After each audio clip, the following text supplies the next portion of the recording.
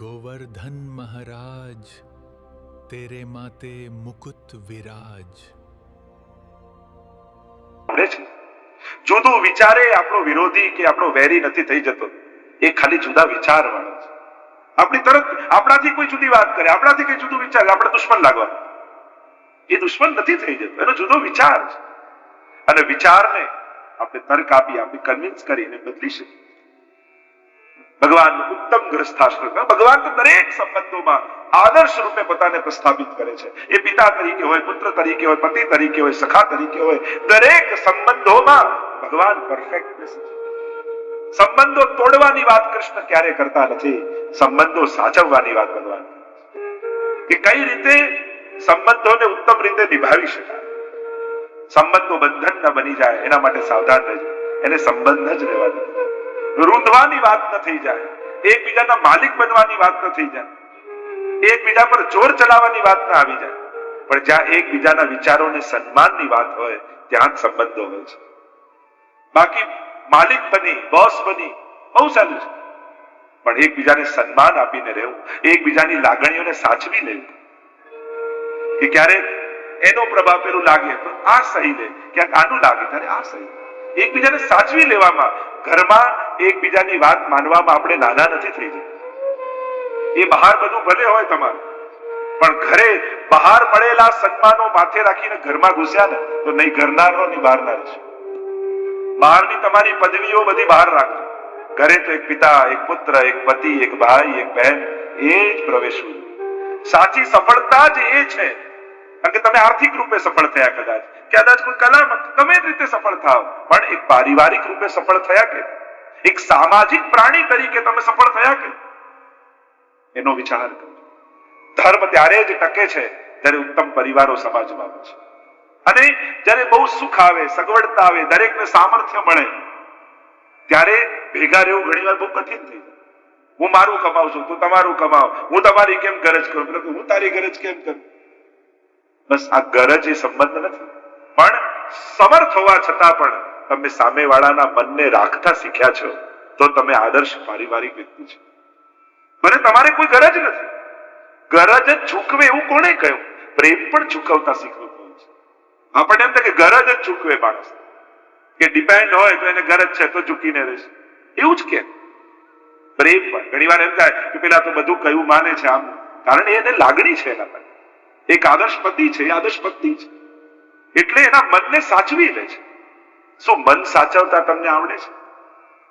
કારણ કે બહુ જ ગમતા વિચાર વાળા લોકોની જોડે કેમ તો ઘણી વાર 7 અબજ લોકો દુનિયામાં છે, પણ આપણને ફાવે કેટલા જોડે? 5 જણા જોડે, 6 જણા જોડે, 7 જણા. આ તો અમારું ગ્રુપ, અમને તો અમારા ગ્રુપ જોડે જ ફાવે. એટલે આટલી મોટી દુનિયામાં 7 જણાની વચ્ચે આખી જિંદગી ખતમ કરી. એટલે ગમતા લોકોને જ ગોતવા જશો ને, કારણ કે ગમતા લોકો જોડે તો દિવસમાં માંડ 8-10 કલાક આપણે ન ગમતા લોકો જોડે જ 8-10 કલાક કાઢતા, ગમતા લોકો જોડે 3-4 કલાક કાઢે. એટલે જીવનનો મોટા ભાગનો હિસ્સો ન ગમતા લોકોની વચ્ચે જ પસાર કરતા હોય છે. તો ન ગમતા લોકોની સાથે જો આનંદમાં રહેતા શીખી જઈએ તો જીવનનો મોટો ભાગ આનંદમાં જાય. પણ ગમતા લોકો કેવલ પોતાના સર્કલની વિચાર કરશો તો બહુ ઓછી ક્ષણો આનંદની આવશે. ગ્રસ્થાશ્રમ જોયું છે પ્રભુનું, અને પ્રભુ જેવો આદર્શ પારિવારિક વ્યક્તિત્વ બીજું કોણ? આપણને એમ લાગે કે ભગવાન રામ એક આદર્શ રૂપે પ્રસ્થાપિત, તો ભગવાન કૃષ્ણે પણ એ રીતે પ્રસ્થાપિત કર્યું છે. એમણે દરેક સંબંધોને નિભાવ્યા છે. અને જ્યારે આટલો મોટો પરિવાર હોય ત્યારે સંબંધો સાચવવા કદાચ વધારે અઘરા થાય.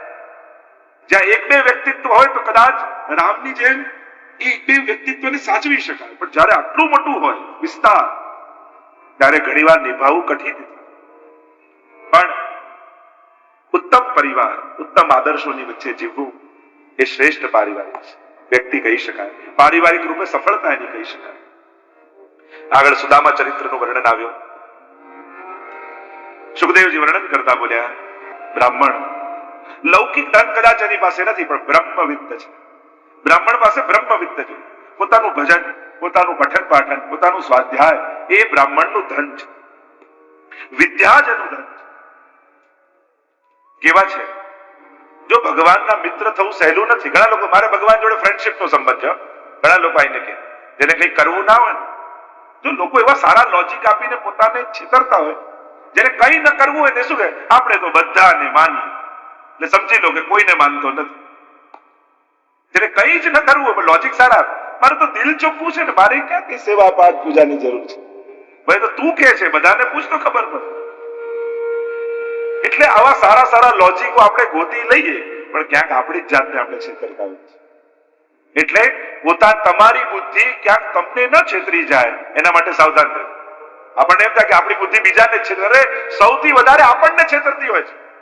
આપણું મન અને આપણી બુદ્ધિ છે ને, આપણને એમ લાગે કે બીજાનો બગાડ કરે, કે બીજાને, અરે ના, એ રોજ તમારો ઉપયોગ કરે છે પોતાના સ્વાર્થ માટે. એને જેમાં મજા આવે એ જ તમારી પાસે કરાવે છે. આ એનું છેતરવું જ છે. આપણે તો વિચારતા જ નથી કે મારી બુદ્ધિ મને છેતરી જાય, મારું મન મને છેતરી જાય. રોજ છેતરી રહ્યું છે. ક્યારેક વિચારજો, તમારા કેટલાય આદર્શો આજ સુધી એને તમને કરવા નથી દીધું, કારણ એ પોતાનું ધાર્યું કરાવે છે. અને આપણને લાગે આપણું છે ને એટલે વાંધો નહીં. પોતાનો છોકરો હોય ને વાલો જ લાગે. ગમે તેટલો તોફાની હોય ને, આપણે બહુ એક્ટિવ છે, અને બીજાનો બિચારો થોડુંક કંઈક કરે કે બહુ ધમાલ્યો હતો. સ્કૂલમાં જેમ જાય ને તો વિદ્યામાં કહેતા કે જયારે ટીચરની પાસે ગયા એક માં અને કહેવા લાગી કે મારો છોકરો એમ તો સારો છે, પણ જો ધમાલ કરે તો બાજુવાળાને એક લાફો મારજો, પછી આ નહીં કરે. પોતાના છોકરાને મારે એમ ન કે. આ મનબુદ્ધિ પણ એવા જ આપણા લાડીલા બાળકો છે. દુનિયામાં સૌથી વધારે કોઈને બહુ વાલું હોય ને તો એનું મન છે. આ મન પાછળ માણસ શું શું કરવા તૈયાર નથી. વિચારતો હતા, મનને એમ થયું અહીંયા જવું છે, ત્યાં દોડે, આ ખાવું છે, અહીંયા દોડે, પેલું કરવું છે. મન પાછળ આપણે શું નથી કરતા, છતાંય એ ક્યારેય આપણું થતું નથી. એ બગડેલા દીકરા જેવું છે. તમે આખી જિંદગી એની પાછળ દોડો છો, પણ તમે એવી ગેરંટી ના આપી શકો કે મન હવે મારું થઈ ગયું, હું જેમ કહીશ એમ કરશે. એવું આપણે અધિકાર નથી. આજ વિચિત્ર કે જેની પાછળ આખી જિંદગી ખપાવી દો, પણ એ તમારું નથી થતું. આજ મનનો સ્વભાવ બેસાડે, ઉઠાડે, ભગાડે, ગવાવે, નચાવે, દોડાવે, કેટલું કરાવે છે જિંદગી. અબ મેં નાચ્યો બહોત ગોપાલ. સુરદાસજીના બતાવે કે કેટલું નાચ્યો છું. કામ ક્રોધ કો પહેરી ચોલના, કંઠ વિષય કી બાલ. આ મને શું શું નથી કરાવ્યું, ભગાવે રાખે, ભગાવે રાખે. તો ભગવાનના સખા બનવું સહેલું નથી. ઇન્દ્રિયોમાં વિરક્તિ છે, લોલુપતા નથી, અભાવ હોવા છતાં પણ લાલસા નથી. અભાવ પણ એને પોતાની પસંદગીથી સ્વીકાર્યો છે.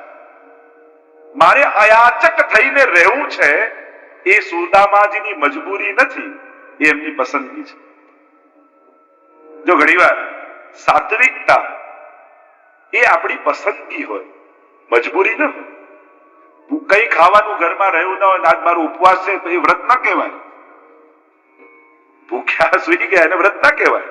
આખી રાત ઊંઘ ના આવતી હોય કોઈ, કે આપણું તો આજે જાગરણ છે, તને ઊંઘનો રોગ છે એમ કે એને જાગરણમાં ના ખપાવાય. તો આ બંનેમાં ફરક છે. તો આ જે સાત્વિકતા છે એ એમની પસંદ કરેલી છે. અયાચક વ્રત લીધેલું છે. પ્રશાંત આત્મા જીતેન્દ્રિય, પણ આત્મામાં પરમ શાંતિ છે. અભાવનો કકડાટ નથી, કારણ કે પસંદ કર્યું છે, સંકલ્પ છે, શાંતિ છે. હું મારા નિયમોને પાળી શકું છું, એનો પણ એક સંતોષ હોય છે.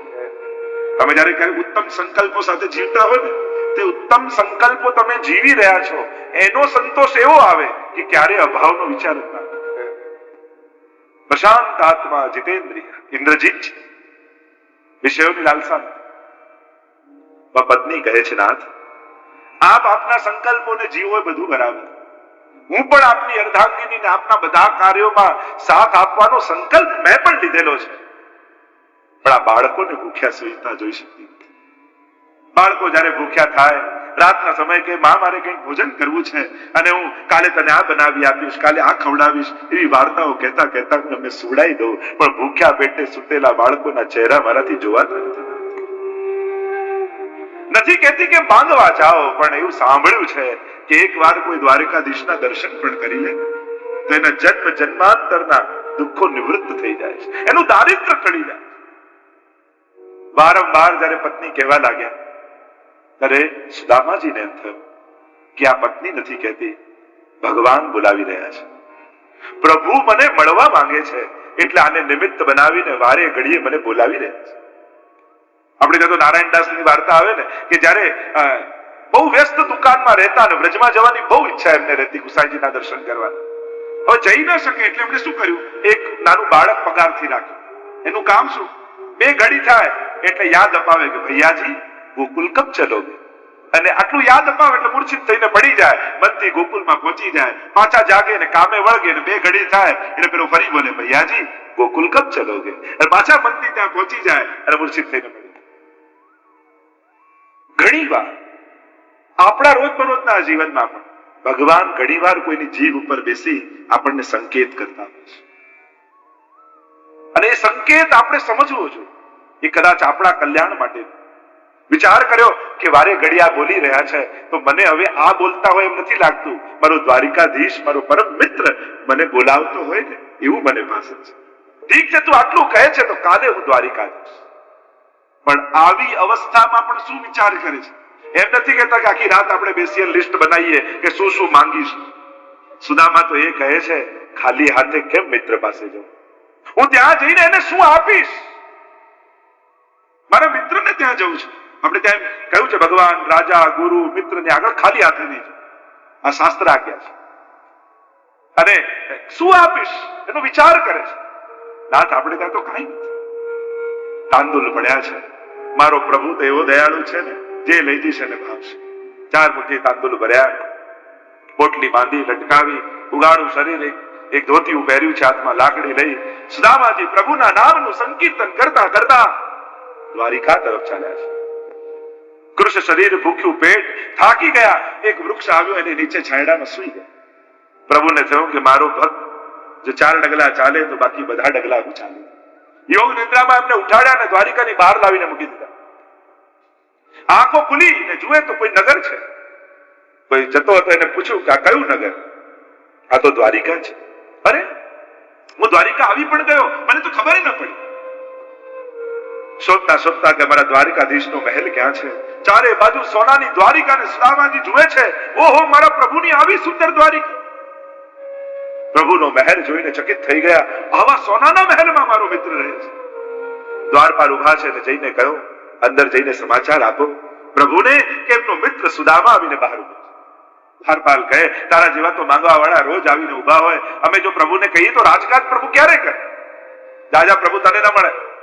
હાથ જોડીને કહેવા લાગ્યા, એક વાર જઈને સંદેશો આપો, એમનો મિત્ર સુદામા એમની પ્રતીક્ષા કરી રહ્યો છે. 3-4 વાર કહ્યું એટલે આવ્યો ક્રોધ, ધક્કો માર્યો છે સુદામાજી. અશ્રુપાત થવા લાગ્યા. આટલી દૂરથી પ્રભુ આપને મળવા આવ્યો, શું આપના દર્શન નહીં થાય? રડતી આંખે સુદામા એક વાર કહ્યું દ્વારપાલને, એક વાર જઈને કહી આવો એનો મિત્ર સુદામા મારું છે. પછી હું તમને નહીં કહું, પછી ક્યારે તમને મારું મુખ નહીં બતાવું. એક વાર જઈને સંદેશો તો કહો. આંખમાં આંસુ જોયા એટલે દ્વારપાલોને પણ દયા આવી. આ આટલું કહે છે તો જરૂર ભગવાન આને ઓળખતા હશે, લાવ જઈને સમાચાર તો આપી. દ્વારપાલો અંદર આવ્યા છે. સોનાના ઈંડોળા ઉપર રૂક્ષ્મણીજી સાથે પ્રભુ ઈંડોળે ચડી રહ્યા છે. જય ઘોષ કરીને દ્વારપાલોએ કહ્યું કે નાથ, બહાર કોઈ એક ગરીબ બ્રાહ્મણ ઉભો છે, પોતાનું નામ સુદામા કહે છે, અને જ્યાં સુદામા શબ્દ કાનમાં પડ્યો, કૂદકો મારીને પરમાત્મા દોડ્યા દ્વાર. ભાગતા ભાગતા આવી સીડીઓને કૂદી સુદામાને બાથ ભીડી લીધી છે. અરે મિત્ર, આટલા વર્ષે તું આવ્યો, આટલા વર્ષે તને મારી યાદ આવી. પધરાવીને પ્રભુ લાવ્યા છે, પોતાના રાજ સિંહાસન પર સુદામાને બિરાજમાન કર્યા છે. પટરાણીઓને કહું, જાઓ કેસરનું જલ કરીને લાવો, મારે કેસર સ્નાન કરવા છે, પગ પખારવા છે. મારો મિત્ર આટલી દૂરથી ચાલીને આવ્યો છે, શ્રમિત થયો હશે. અને આટે પટરાણીઓ જલ ગરમ કરવા જાય, પાણી પરાત કો છૂયો નહીં, આ સુવર્ણ જલ સે પગ ધોયો. જલ લાવે તેની તો વાત ક્યાં રાહ જોવી. પ્રભુએ વહેતા આંખોના આંસુઓથી સુદામાના પગ પખાર્યા. આઠે પટરાણીઓ ચકિત થઈને જુએ, આટલા મહેમાનો આજ સુધી આવ્યા, પણ પ્રભુ આવા ગદગદિત તો ક્યારે થયા?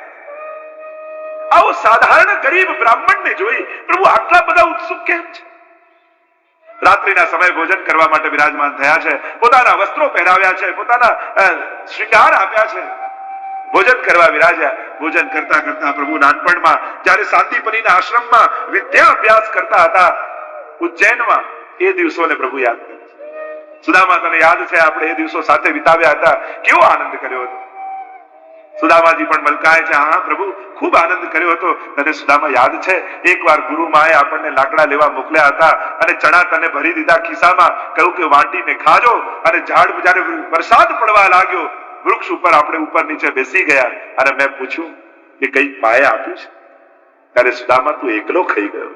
અને આ સાંભળતાની સાથે ચોધાર આંસુએ સુદામાજી રડે છે, પ્રભુ એ જ વાતને યાદ રાખી મેં અયાતક વ્રત લીધું છે. હું જાણી કરીને દુઃખ ભોગવું છું, ભૂખ ભોગવું છું, કારણ આપનું ભાગનું આપને ધર્યા વગરનું ખાય એની તો આ જ દશા થઈ. પ્રભુ એક ક્ષણને હું આજ સુધી ભૂલ્યો નથી. આપના ભાગનું આપને આપ્યું છે. અનેક દિવસો સુધી સુદામાને રાખ્યા છે, ખૂબ ચાકરી કરી.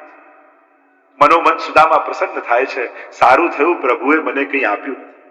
પણ સુદામા શું જાણે, જ્યારે પહેલી વાર મળ્યા ને તાંદુલની પોટલી ભગવાને લીધી, 3 મુઠ્ઠી ભરીને આરોગ્યા અને કુબેરનો વૈભવ પરમાત્મા. પણ પ્રભુ આપે છે, પણ કોઈને યાદ અપાવતા નથી કે મેં તને આપ્યું છે. પ્રભુનો સ્વભાવ છે, પ્રભુ ક્યારે યાદ નહીં અપાવે, એ તો ભક્તોએ યાદ રાખવાનું. એટલે જ આપણા ગુરુ સંતો મહાત્માઓ આપણને સતત યાદ અપાવતા રહે, ભગવાને આપ્યું છે, ભગવાને આપ્યું છે, ભગવાને આપ્યું છે. ભગવાન આવીને ક્યારેય કહેવાના નથી કે મેં તને આપ્યું. આ તો ભક્તની ફરજ છે કે આપનારને યાદ. કુબેરનો વૈભવ આપી દીધો. સુદામાને કહ્યું નથી, મનોમન પ્રસન્ન થાય છે. સુદામા પ્રભુની ખૂબ કૃપા છે કે મને પ્રભુએ કંઈ આપ્યું નહીં. જવાનો સમય થયો. સુદામા કહેવા લાગ્યા, પ્રભુ આટલા દિવસ હું રહ્યો, ખૂબ આનંદ માણ્યો આપની સાથે. હવે મારા પત્ની બાળકો યાદ કરતા હશે, હવે મને આજ્ઞા આપો, હું જાઉં. પ્રભુ કહે ભલે, પણ સુદામા મારા વસ્ત્ર, મારા શણગાર. એ જ ફાટેલું ધોતિયું ભગવાન લઈને આવ્યા, સુદામાની આગળ ધર્યું. સુદામા મનોમન પ્રસન્ન થાય છે, સારું પ્રભુ કઈ આપે નહીં, અહીંયા હું આપીને જાઉં, લઈને નથી. પાછું એ ધોતિયું પહેર્યું, લાકડી લીધી અને સુદામા જ્યાં 4 ડગલા આગળ ભર્યા, પ્રભુએ પાછળથી અવાજ લગાવ્યો, સુદામા. પાછળ વળીને સુદામાએ જોયું, હા શું છે પ્રભુ? તું જાય છે, ભાગ. હવે કોણ જાણે તું પાછો ક્યારે? આટલા વર્ષ પછી આપણે મળ્યા અને ફરી આપણી મુલાકાત ક્યારે થાય, કોણ જાણે? સુદામા એમ કરને, તારી કોઈ નિશાની મને આપતો જા કે જેને જોઈ જોઈ હું તને યાદ કરતો. સુદામાને સંકોચ થયો મનમાં કે નાથ મારી પાસે તો કાંઈ નથી, હું શું આપને આપીને જાઉં? પ્રભુ કહે, તારી પાદુકા મને આપતો. પ્રભુ મારી પાદુકા? એ જોઈને હું તને યાદ કરીશ. જેવી આપની ઈચ્છા. દરવાજાની પાસે બંને પાદુકા કાઢી ખુલ્લા પગે દ્વારિકામાં સુદામા નીકળ્યા છે. અને હવે તો 8 પટરાણીઓનો પિત્તો ગયો. હદ કરો છો પ્રભુ આપ, હદ કરો છો પ્રભુ આપ. એ ગરીબ બ્રાહ્મણની પાદુકા પણ લઈ લીધી. આમ ખુલ્લા પગે શા માટે મોકલ્યો? ત્યારે પ્રભુ કહે કે ખુલ્લા ચરણારવિંદથી મેં વ્રજને તો પાવન કર્યું, પણ દ્વારિકાને પાવન કરવાનું સામર્થ્ય મારામાં નથી. એ તો સુદામા જેવા ભક્તો જ્યારે ખુલ્લા ચરણે અહીંયાથી જશે તો દ્વારિકા મારું 4થું ધામ બની. આટલો અભાવમાં જીવા હોવા છતાંય જે મને આપીને જવાની વૃત્તિ વાળો છે, આવા ભક્તોના ચરણોના સ્પર્શ જો આ દ્વારિકાની ભૂમિને થાય તો લોકો યાત્રા કરવા દ્વારિકામાં આવશે. અને યાત્રા કરવા જાઓ તો કેવલ દ્વારિકાધીશ માટે નહીં, એ સમય સુદામાને પણ યાદ, જેને દ્વારિકાને દ્વારિકા બનાવી. પટરાણીઓ કહેવા લાગી, તમે એમને કહી દીધું હોત કે તમે એમને કુબેરનો વૈભવ આપ્યો છે તો એમનો રસ્તો જલ્દી કપાય. કહ્યું કેમ નહીં પ્રભુ? પ્રભુ કહેવા લાગ્યા, માંગનારો માંગી ન શકતો હોય તો હું આપનારો કેમ કહી દઉં કે મેં તને આપ્યું છે? હું ક્યારે પણ કોઈને પણ યાદ અપાવી એને નાનો કરતો. પ્રભુ ક્યારે પણ કોઈને યાદ નથી અપાવતો. આ તો જીવે યાદ રાખવાનું કે પ્રભુએ આપ્યું છે. આપણે થોડું આપીએ અને બધાને કહીએ ભગવાન બધું આપે, પણ કોઈને પણ આપ્યું હોય તો જિંદગી ભર એને યાદ અપાવીએ. જો એ ટાઈમે મેં મદદ કરી હતી, મેં સાથ આપ્યો હતો, આને તો મેં અહીંયા સેટ કરી દીધો, પણ તને કોણે કર્યો એ તો યાદ કર. ઉપકાર કરીને ભૂલવાની આદત પાડી. એ આવડત ઓછા પાડ. કર્યું છે ભગવાને અવસર આપ્યો ઉપકાર કરવાનો, એનો મારા પર ઉપકાર છે કે મારા હાથે ભગવાને સત્કર્મ કરાવે. ભગવાન આંખો બધાને આપે છે, પણ આપણી આંખોને ભગવત દર્શન આપ્યા એ ભગવાનનો ઉપકાર છે. કાન બધાને મળ્યા, પણ આપણા કાનને કથા મળી એ પ્રભુનો ઉપકાર છે. હાથ બધાને મળ્યા, પણ આ હાથથી સત્કર્મ કરી શક્યો એ ઠાકોરજીનો મારા પર ઉપકાર છે. જ્યારે પણ સારું કરવાનો અવસર મળે તો ભગવાનનો આભાર માનજો. તું તો કોઈની પાસે પણ કરાવી શકત, પણ આ કામ માટે તે મને સિલેક્ટ કર્યો, તારો મારા પર બહુ ઉપકાર છે. જ્યારે ઉત્તમ કર્મ માટે ભગવાન તમને પસંદ કરે તો અહંકાર નહીં, ભગવાનનો ઉપકાર માને. અને આવ્યા છે સુદામાજી, ઝૂંપડું ન દેખાયું. અરે મારું ઝૂંપડું બદલે મહેલ. કોઈ રાજાએ ચઢાઈ કરી, ઝૂંપડું તોડી મહેલ બાંધી દીધું. મારા પત્ની મારા બાળકો ક્યાં ગયા છે? ગભરાયા છે. દોડતા પત્ની આવ્યા, ચરણોમાં પડી ગયા કે નાથ, પ્રભુની કૃપા થઈ, અને ભગવત કૃપાથી આ મહેલ ઉભો થઈ ગયો, કુબેરનો વૈભવ મળી ગયો. અને આ સાંભળતાની સાથે સુદામા ચોધાર આંસુ. તું રહ્યો છલિયો ને છલિયો. હું તો એવા આનંદ સાથે આવતો હતો કે હું આપીને આવ્યો, અને મેં આપ્યું એ મને યાદે રહ્યું ને દેખાયું નહીં. તે આપ્યું એ ન દેખાયું ન કોઈને ખબર. તારી આપવાની કળા જ કંઈક જુદી છે. હું તો એ ગૌરવ સાથે આવતો હતો કે હું ભગવાનને આપીને આવ્યો છું. પણ પ્રભુ, તું આપતો હોય છે ત્યારે તારો હાથે નથી દેખાતો, એ રીતે તું આપે છે. માણસમાં તો એમ કહેવાય કે જમણો હાથ આપે ને ડાબાને ખબર ન પડે, પણ તારો તો જમણોય ન દેખાય ને ડાબોય ન દેખાય. સાચો આપનારો તો તું છું. સુદામાજી પર પ્રભુએ કૃપા કરી છે. આગળ સૂર્યગ્રહણ સમયે ઠાકોરજી કુરુક્ષેત્રમાં બ્રહ્મ સરોવર પર પધાર્યા છે. આજે પણ કુરુક્ષેત્રમાં બ્રહ્મ સરોવર છે ને ત્યાં સૂર્યગ્રહણ આદિ લાગે તો લાખો લોકો સ્નાન કરવા આવે. તો અહીંયા દ્વારિકાથી પ્રભુ, અષ્ટપટરાણીઓ, વસુદેવ, દેવકીજી બધા જ આવ્યા છે, અને વ્રજથી નંદ બાબા, યશોદાજી અને ગોપીજનો આવ્યા છે. સમાચાર મળ્યા કે પ્રભુ પધાર્યા છે. સુરદાસજી પણ સમગ્ર ભાગવતજી ઉપર કીર્તનો રચ્યા છે. એમાં અનેક પ્રસંગોનું વર્ણન કર્યું છે. સુસાગર નામથી આખો સુરદાસજીનો કીર્તનોનો ગ્રંથ છે. ભૃગુજી દ્વારા ત્રણેય દેવોની પરીક્ષાની કથા આવી કે ભૃગુજીએ ત્રણેય દેવોની પરીક્ષા કરી, બ્રહ્મા, વિષ્ણુ અને મહેશ. બ્રહ્માજી પાસે ગયા, અપમાન કર્યું, બ્રહ્માજી નારાજ થયા. મહાદેવજી પાસે ગયા, અપમાનિત કર્યા, અને મહાદેવજી ક્રોધાયમાન થયા. વિષ્ણુ પહોળ્યા હતા, એમની પાસે આવી ભૃગુજીએ ચરણનો પ્રહાર કર્યો વિષ્ણુની છાતી. અને એ જ સમયે ભગવાને કહ્યું, અરે મારી છાતી તો કઠોર છે, ક્યાંક તમારા ચરણને ચોટ તો નથી લાગી? પ્રભુ જરાય નારાજ ન થયા અને કહ્યું કે તમારા આ ચરણને તો સદાય મારી છાતી પર રાખીશ. એટલે તમે ભગવાનના સ્વરૂપોમાં જોશો ને તે ચરણનું ચિહ્ન હશે છાતી. એને કહેવાય ભૃગુ લાંછન. ભૃગુજીએ 3 પ્રકારના અપરાધ કર્યા: વાચિક, માનસિક અને કાયિક. વૈષ્ણવે 3 પ્રકારના અપરાધથી બચવું. ન કાયિક અપરાધ થાય, ન વાચિક અપરાધ થાય. જો આપણે ત્યાં તો 3 પ્રકારના તપ ગીતાજીમાં ભગવાને બતાવે, તો 3 પ્રકારના તપ ગીતાજીમાં બતાવે. અનુદ્વેગ કરમ વાક્યમ સત્ય પ્રિય હિતમ ચયત સ્વાધ્યાયાભ્યસનમ ચૈવ વાંગમયમ તપ ઉચ્ચતે. વાણીનું તપ બતાવે. અનુદ્વેગ કરમ, કોઈને ઉદ્વેગ થાય એવું નહીં. ના પણ સારી રીતે પાડતા શીખવું. માણસને જીવનમાં ના અને હા આ 2 પાડતા આવડી જાય સારી રીતે, પછી ક્યાંય વાંધો નહીં. અનુદ્વેગ કરમ વાક્ય સત્ય પ્રિયમ હિતમ ચયત, બીજાનું હિત હોય એવું બધું. સ્વાધ્યાયાભ્યસનમ ચૈવ વાંગમયમ તપ ઉચ્ચતે. એ વાણીનું તપ છે. મનપ્રસાદ સૌમ્યત્વમ મૌનમાત્મ વિનિગ્રહ ભાવ સંશુદ્ધિ રીતિ એતત તપોમાન સમુચ્યતે. મનનું તપ ભગવાન બતાવે. મનપ્રસાદ, મનને આનંદમાં રાખવું એ મનનું તપ છે. મનને દુઃખી કરવું એ તપ નથી. કારણ દુઃખી થવું એ તો એનો સ્વભાવ છે, એ તો દુઃખ ગોતે જ છે. મનને દુઃખ ગમે છે એટલે કેટલોય સારો પ્રસંગ ના હોય. ઘણા લોકો બધામાં દુઃખ ગોતી. જમવાનું બધું બરાબર હતું પણ સલાડ નહોતું, એટલે જેને દુઃખિત થવું છે. પ્રસંગમાં બધા મહેમાનો આવ્યા પણ પેલા ભાઈ ના આવ્યા, પણ ના આવ્યા ના આવ્યા. જે આવ્યા એનો આનંદ માણો. આપણી તકલીફ એ આવ્યા એની ખુશી નથી હોતી, ન આવ્યા એના દુઃખમાં વધારે ડૂબી જઈએ. પછી આવ્યા છે એનો સત્કાર કરો. માણસની તકલીફ સામે છે ને એને સન્માન નથી આપી શકતો. બિચારો 50 કિલોમીટર થી આપણે મળવા આપણા ઘરે આવ્યો હોય મહેમાન તરીકે, અને એ સમયે ફોનમાં એવા વળગી જઈએ કે પેલાનો અડધો કલાક આપણે ફોનમાં કાઢી નાખીએ. તો જે દેખાતો નથી એને આટલો ટાઈમ આપવા કરતા જે મળવા આવ્યો છે એને વધારે ટાઈમ આપો. તો શું આટલું નક્કી કરી શકો તમે કે તમારા ઘરે મહેમાન કોઈ મળવા આવ્યા હોય ત્યારે બને એટલી ઓછી વાત ફોનમાં કરી જે મળવા આવ્યો છે એને ટેન્શન વધારે આપશો? સામે છે એને સન્માન આપતા શીખો, એને મહત્વ આપો. એને તમારી પાછળ આટલો ટાઈમ કાઢી યાત્રા કાઢી તમારી જોડે મળવા આવ્યો છે, એને મહત્તા આપો. તો મૂળ વાત મન પ્રસાદ, દુઃખી થવું મનનો સ્વભાવ છે. મન પેલા ઉંદર જેવું છે ને મહેલમાં પણ છોડો ને તોય ટાણું ગોતી એનો દર ગોતી. તો મનને ખુશ રાખવું એ મનનું તપ છે, મનનું તપ છે.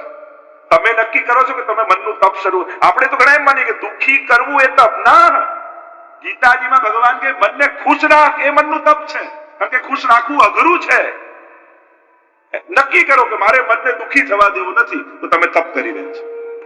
મન પ્રસાદ સૌમ્યત્વ, મનની સુકોમળતા, સૌમ્યતા કેળવી રાખ. મનને જડ નહીં થવા દેવું. બસ આમ જ આવું જ આમ જ, પેલા આમ કર્યું તો હું આમ ના. ક્ષમા, પોતાની જાતની પોતાની ભૂલોનો વિચાર, તુરંત પરિવર્તન. જેની અંદર નવા વિચારો આવવાની સંભાવના સમાપ્ત થઈ ગઈ હોય એ મૃત્યુ પામેલો માણસ કહેવાય, એ મરેલો માણસ. કે એની અંદર પરિવર્તનની સંભાવના જ ખતમ થઈ ગઈ. જેમ જડ વ્યક્તિ મરી જાય માણસ, પછી એનામાં વૃદ્ધિ વિકાસ બધું ખતમ થઈ જાય, એમ જેના મનમાં નવા વિચારોને સ્વાગત કરવાની વૃત્તિ નથી એ મરેલો છે. જ્યાંથી ઉત્તમ વિચાર મળ્યો સ્વીકારો. એમ લાગે કે આ મારી જાતમાં મારા કામનો વિચાર છે, મને ઉત્તમ બનાવવામાં કામ લાગે એમ છે. ના, મેં ધાર્યું ને મેં વિચાર્યું એ જ સાચું. એવા વ્યક્તિના ઉત્તમમાં ઉત્તમ શાસ્ત્રો પણ એનું કલ્યાણ ન કરી શકે. જે પોતાના વિચારોને જડતાથી પકડી રાખ્યા હોય ને, પછી એને ગમે ત્યાં સારામાં સારા ગ્રંથો અને પુસ્તકો આપો, એનું કલ્યાણ ન થાય, કારણ કે પોતાના વિચારોને પકડી. સૌમ્યત્વ, મૌન. મૌન એ વાણીનું તપ નથી, મનનું તપ છે. મૌન રહેવાથી મન પવિત્ર થાય છે. મન પ્રસાદ સૌમ્યત્વ મૌન આત્મ વિનિગ્રહ ભાવ સંશુદ્ધિ, ભાવની શુદ્ધિ. સંજોગો ભલે બગડે, મારે મન બગડવા દેવું નથી, એટલું નક્કી રાખી શકાય. સંજોગો તો સારા ખરાબ, વ્યક્તિઓ, સંજોગો, પરિસ્થિતિઓ સારું ખરાબ ચાલતું જ રહે. સંજોગો ભલે બદલે, બહારના વાતાવરણને કારણે મારે અંદરનું વાતાવરણ બગાડવું નથી, એટલું નક્કી કરી શકો છો. બહાર કેવા પણ સંજોગ આવે, મારું મન નહીં બગડવા, મારા મનને બચાવીશ. એવું કે એક ભક્તે કીધું ભગવાનને કે મારે સ્વર્ગ અને નર્ક જોવા છે. તો ભગવાન લઈ ગયા, પેલા નર્કમાં લઈ ગયા. નર્કમાં લઈ ગયા, સુંદર ભોજનની થાળીઓ, સારા સારા ભોજનના પ્રસાદ સામગ્રીઓ પડી છે, પણ બધા રડી રહ્યા છે. તો કે આમ કેમ? તો કે નર્કમાં કોઈના હાથ વળે એમ નથી.